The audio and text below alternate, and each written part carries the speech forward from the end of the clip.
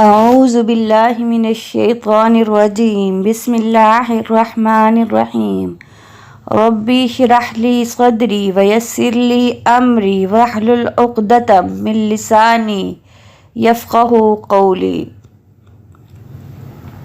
محمد رسول اللہ صلی اللہ علیہ وآلہ وسلم۔ ابو طالب کی خدمت میں قریش کا وفد۔ جب عتبہ کی کوشش ناکام ثابت ہوئی تو عتبہ، شیبہ، ابو البختری، اسود، ولید، ابو جہل وغیرہ اشخاص کا ایک وفد ابو طالب کی خدمت میں پہنچا اور شکایت کی کہ تمہارا بھتیجا ہمارے بتوں کو برا کہنے سے باز نہیں آنا چاہتا، تم اس کو سمجھاؤ، اس حرکت سے باز رکھو۔ ابو طالب نے اس وفد کو معقول جواب دی اور ان کو توجہ دلائی، تم لوگ بھی اعزاز ثانیوں میں حد سے بڑھ جاتے ہو۔ اس روز تو یہ لوگ ابو طالب کے پاس سے اٹھ کر چلے آئے، لیکن دوسرے روز مشورہ کر کے پھر پہنچے۔ ان کے آنے پر ابو طالب نے رسول اللہ صلی اللہ علیہ وآلہ وسلم کو اپنے مکان پر ان کے سامنے بلوایا اور آپ صلی اللہ علیہ وآلہ وسلم کی موجودگی میں گفتگو شروع ہو گئی۔ قریش کے سرداروں نے وہی باتیں اس مجلس میں آپ صلی اللہ علیہ وآلہ وسلم کے سامنے پھر پیش کی جو اس سے پہلے عتبہ تنہا حاضر ہو کر پیش کر چکا تھا۔ انہوں نے کہا، اے محمد، ہم آپ صلی اللہ علیہ وآلہ وسلم کو اس وقت بعض ضروری باتوں کے لیے بلوایا ہے۔ واللہ کوئی شخص اپنی قوم پر اتنی مشکلات نہیں لایا ہوگا جس قدر مشکلات میں تم نے قوم کو مبتلا کر دیا ہے۔ اگر تم اپنے اس نئے دین کے ذریعے مال و دولت جمع کرنا چاہتے ہو تو ہم اتنا مال جمع کیے دیتے ہیں کہ کسی دوسرے کے پاس سے نہ نکلے۔ اگر شرف و عزت کی خواہش ہے تو ہم ابھی تم کو اپنا سردار تسلیم کیے لیتے ہیں۔ اگر حکومت و سلطنت کی خواہش ہے تو تم کو ملک عرب کا بادشاہ بنانے کے لیے تیار ہے۔ اگر تم کو کوئی جن یا عصیب دکھائی دیتا ہے اور اس کے اثر سے تم ایسی ایسی باتیں کرتے ہو تو ہم اپنے کاہنوں اور حکیموں کے ذریعے علاج کرانے کو تیار ہیں۔ آپ صلی اللہ علیہ وآلہ وسلم نے یہ باتیں سن کر جواباً قرآن کریم کی چند آیات تلاوت فرمائی اور کہا کہ اللہ نے مجھ کو تمہاری طرف اپنا رسول بنا کر بھیجا ہے، میں نے اللہ کے احکام کو تم پہنچا دیے۔ اگر تم میری تعلیمات کو قبول کرو گے تو تمہارے لیے دین و دنیا کی بہتری کا موجب ہوگا، اگر انکار پر اصرار کرو گے تو میں اللہ کے حکم کا انتظار کروں گا کہ تمہارے لیے کیا حکم صادر فرماتا ہے۔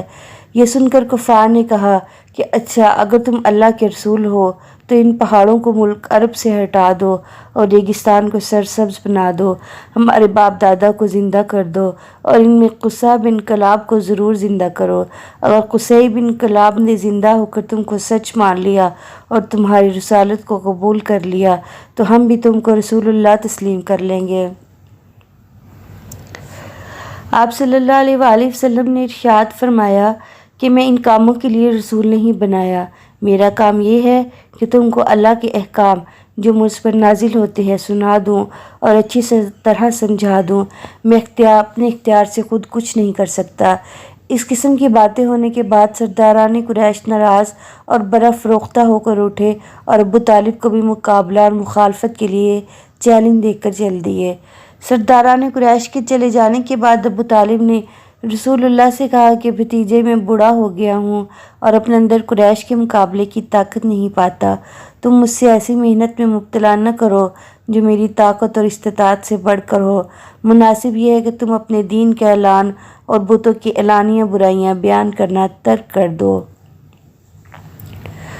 آپ صلی اللہ علیہ وآلہ وسلم نے یہ سن کے فرمایا کہ چچا، اگر میرے دائیں ہاتھ پر سورج اور بائیں ہاتھ پر چاند رکھ دے تب بھی میں اپنے کام سے باز نہیں رہ سکتا۔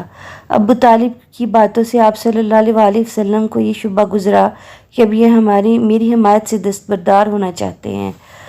ابو طالب سرداران مکہ میں سب سے زیادہ عزت و وجاہت رکھتے اور قبیلہ بنی ہاشم کے مسلمہ سردار سمجھے جاتے تھے۔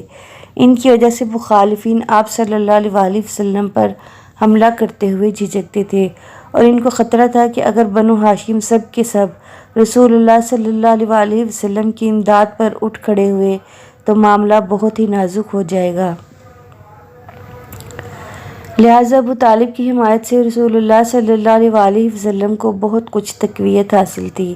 اب یہ مایوسانہ باتیں سن کر آپ صلی اللہ علیہ وسلم کا دل بھر آیا۔ پھر آپ صلی اللہ علیہ وسلم یہ کہہ کر ابو طالب کے پاس سے چشم پر آب اٹھے اور چل دیے کہ چچا، میں اپنے کام کو اس وقت تک نہیں چھوڑوں گا جب تک کہ اللہ کا کام پورا نہ ہو جائے یا یہی کام کرتے ہوئے میں ہلاک نہ ہو جاؤں۔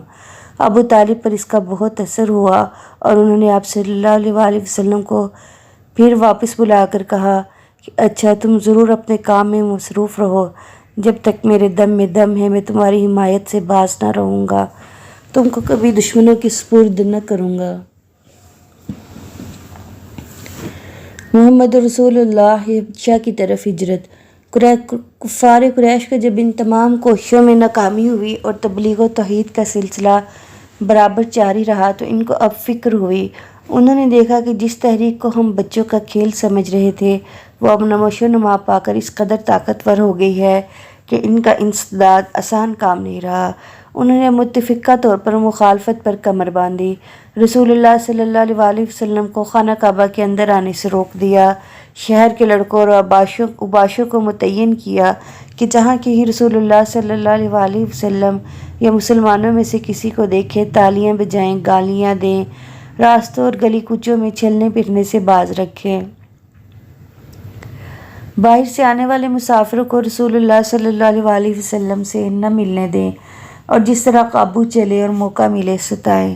ضعیف مسلمانوں کو پورے جوش اور بڑے عزمت و ہمت کے ساتھ تنگ کرنا اور ستانا شروع کر دیا، یہاں تک کہ شہر مکہ کی سرزمین مسلمانوں کے لیے تنگ ہو گئی اور مسلمانوں کی زندگی وبال بن گئی۔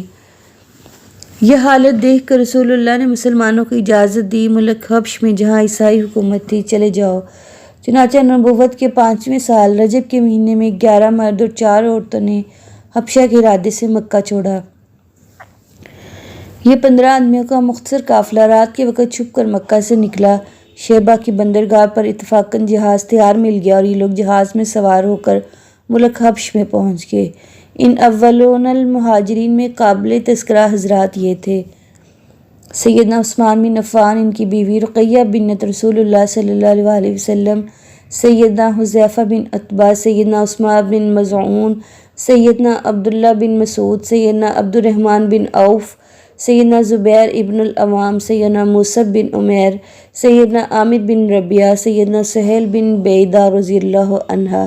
یہ لوگ عموماً قریش کے مشہور اور طاقتور قبائل سے تعلق رکھنے والے تھے، جو دلیل اس امر کی ہے کہ اب قریش کے مظالم صرف غلاموں اور ضعیفوں تک کی نہ تھے بلکہ وہ ہر ایک مسلمان کو، خواہ وہ کیسے ہی طاقتور قبیلے کا کیوں نہ ہو، نشان مظالم بنانے میں متعمل نہ تھے۔